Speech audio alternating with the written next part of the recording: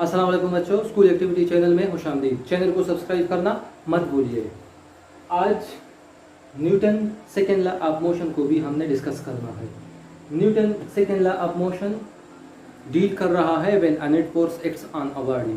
Newton first law में net यानी external force zero, और न्यूटन सेकेंड लॉ में नेट फोर्स अब जीरो नहीं है when a net force acts on a body. तो फिर क्या होगा बॉडी की मोशन के, बॉडी के स्टेट के साथ फिर क्या होगा? न्यूटन सेकेंड लॉ रिलेशनशिप है between force, mass and acceleration, जिसके फोर्स, मास एंड एक्सेलरेशन तीनों के दरमियान रिलेशनशिप है। हाँ, न्यूटन अपने सेकेंड लॉ में क्या कह रहा है? न्यूटन अपने सेकेंड लॉ में कह रहा था कि when a net force acts on a body, जब नेट फोर्स बॉडी पे एक्ट होती है तो it produces acceleration in the body, तो वो फिर एक्सेलरेशन प्रोड्यूस करेगा बॉडी में in the direction of net force. Net force के डायरेक्शन में वो एक्सेलरेशन प्रोड्यूस करेगा। That acceleration which produce a net force, that acceleration is directly proportional to the net force and inversely proportional to the mass of the body. यानी वो acceleration फिर depend करेगा force पे और मास of the body पे। जितने ज्यादा net force उतना एक्सेलरेशन भी ज्यादा, और मास जितनी ज्यादा तो एक्सेलरेशन उतनी कम, बिकॉज एक्सेलरेशन डायरेक्टली प्रोपोर्शनल है फोर्स के और इनवर्सली प्रोपोर्शनल है मास के। When a net force acts on a body it produces acceleration in the body in the direction of net force. Date acceleration is directly proportional to the net force and inversely proportional to the mass of the body। किस तरह? Mathematical form में हमारे पास मौजूद है। A directly proportional to F, acceleration directly proportional to F, और दूसरा condition क्या है हमारे पास? acceleration inversely proportional to the mass। What do I mean inversely proportional? दोनों इक्वेशन को कंबाइन कर लो तो A will be equal to F divided by M। ये हमारे पास प्रोपोर्शनलिटी साइन है, इसको हम किस में चेंज करेंगे? इक्वल टू आवर के हमारे पास कांस्टेंट है। ये फिजिक्स में हम लगाते हैं कांस्टेंट, और ये कांस्टेंट फिर हम एक्सपेरिमेंट से फाइंड करते हैं। किससे? एक्सपेरिमेंट से फिर हम ये कांस्टेंट, इस कांस्टेंट की वैल्यू को फाइंड करते हैं। एक्सपेरिमेंट से फाइंड हुआ है कि के की वैल्यू हमारे पास 1 है, तो A is equal to F divide by M। के की जगह क्या हमने लिखा? 1 लिखा। अब M को इधर कर लो तो F is equal to MA। ये हमारे पास क्या है? न्यूटन सेकेंड लॉ है। When a net force acts on a body, it produces acceleration in the body। ये रिलेशनशिप है किसके दरमियान? फोर्स के दरमियान, मास और एक्सेलरेशन के दरमियान रिलेशनशिप है। अगर हमने फोर्स को डबल किया तो एक्सेलरेशन भी डबल होगा।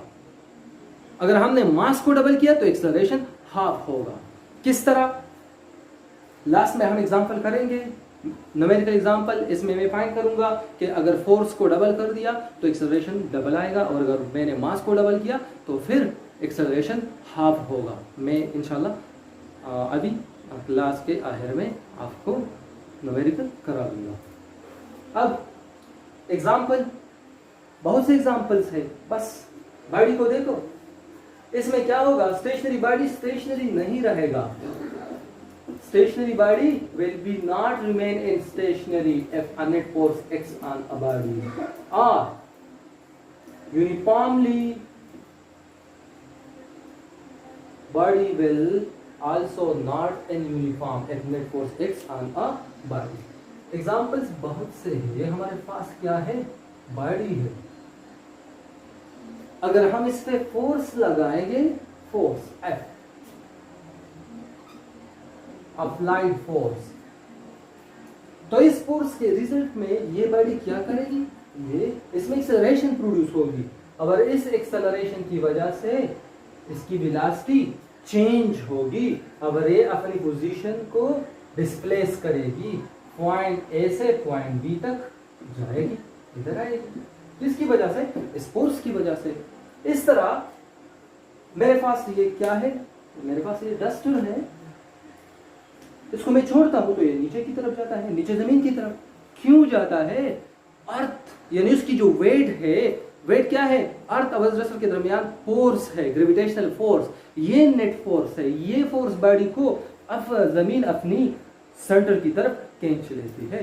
तो इसमें भी एक्सेलरेशन प्रोड्यूस होता है इस तरह। According to Galileo, acceleration is called due to acceleration due to gravity, which is equal to 9.8 meter per second square. Okay, numerical किस तरह करेंगे?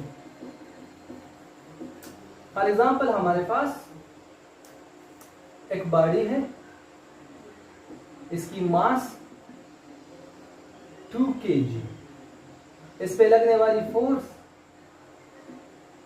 2 न्यूटन। एक्सेलरेशन क्या होगी? तो आपने क्या करना है, F is equal to ma और A is equal to F divide by m। F क्या है हमारे पास? 2 न्यूटन। m क्या है हमारे पास? 2 kg। तो 2 न्यूटन हमारे पास बराबर है kilogram metre per second square की। अगर 2 kg 2 के साथ मर गया, किलोग्राम किलोग्राम के साथ मर गया, बच गया क्या? Metre per second square. तो A is equal to 1 metre per second square. 1 metre per second square. अब देखना है, मैं फोर्स को डबल करूंगा, एक्सेलरेशन भी डबल होगा। फिर मैं मास को डबल करूंगा तो एक्सेलरेशन हाफ होगा। किस तरह? F की जगह 4 न्यूटन पुट कर लो, डबल करो 2 kg, तो क्या होगा? 2 hour meter per second square. इधर 1 और इधर 2, डबल हुआ। फोर्स को मैंने डबल किया तो एक्सेलरेशन भी डबल। इससे मतलब यह है कि A directly proportional to F applied force, net force. इस तरह मैं मास को डबल कर रहा हूं, 2 न्यूटन अपनी जगह और मास को मैंने डबल किया, यानी 2 की जगह मैंने 4 kg पुट किया। अब क्या होगा?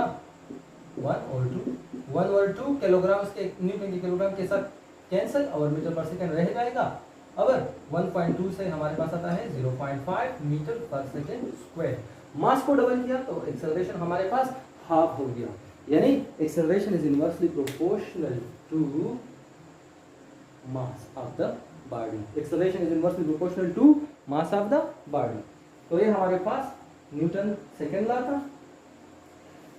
एग्जाम्पल मैंने आपको बता दिए, बहुत से एग्जाम्पल मौजूद है। बॉडी को देख लो, जब इसमें एक्सेलरेशन मौजूद है तो नेट फोर्स उसमें होगी। अगर वो हमारे पास एग्जाम्पल है न्यूटन सेकेंड लॉ के। बच्चों इधर फोर्स मैंने लिखा kilogram metre per second square के बराबर। ये किस तरह आया? ये न्यूटन सेकेंड लॉ से आता है। हमने फोर्स को डिफाइन की थी पहले लेक्चर में, अगर आपको पता है लेक्चर नंबर 1, लेक्चर 01 फोर्स में यूनिट 3, वो वीडियो मौजूद है, आप चेक कर लो यूट्यूब पे, आपको पता लग जाएगा। फोर्स मैंने कुछ इस तरह लिखा था, mathematical form ma mass into acceleration. फिर मैंने न्यूटन को भी एक्सप्लेन किया था, डिफाइन किया था। मास की यूनिट जो है वो किलोग्राम है, अब एक्सेलरेशन की यूनिट जो है वो मीटर पर सेकंड स्क्वायर है। न्यूटन डेराइव यूनिट है, किलोग्राम और मीटर पर सेकंड स्क्वायर से निकला है, डेराइव हुआ है। 1 न्यूटन किसके बराबर है? 1 kilogram into 1 metre per second square. यानी न्यूटन की जगह हम क्या पुट करेंगे? Kilogram metre per second square. Newton बराबर है किसके? Kilogram into metre per second square के।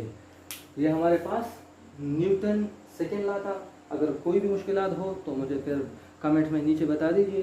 न्यूटन सेकेंड लॉ इंतहाई इजी लॉ है। ओके बेटा, चैनल को सब्सक्राइब करना मत भूलिए। इंशाल्लाह आज मैं न्यूटन थर्ड लॉ को भी एक्सप्लेन करूंगा और आपने तीनों लॉस को पूरी तरह अपने जहन में डालने हैं, लिखने हैं, और फिर जो भी मसला हो तो मुझे बता दीजिए। आज के लिए इतना काफ़ी है। अल्लाह हाफिज़।